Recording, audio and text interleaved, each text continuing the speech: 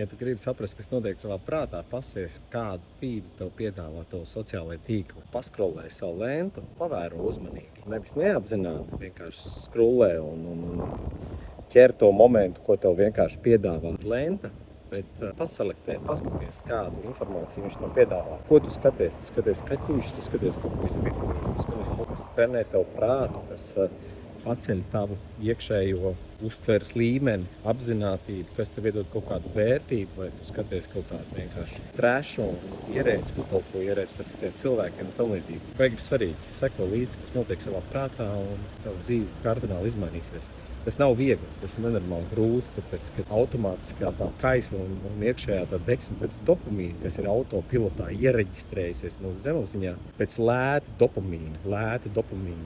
To dabūn to ātro, beigās tu esi uzvārījies un nekāda kaifa no tā nav. Reāli pasakojam līdz, ko mēs skatāmies, pasties Instagramā, TikTokā, YouTube šortos, pasties, ko tu tur skaties. Pamonitorizē, ja? Paselektē ārā, pasties to, kas tev, prāt, šķiet vērtīgs, kas tev saista, kas tev virza tur, kur tu gribi sasniegt kaut ko. Par tādām lietām, kā to trenēt un kā palīdzēt, tu jau zini, kur meklēt, ja? Līgas profilā. Čau!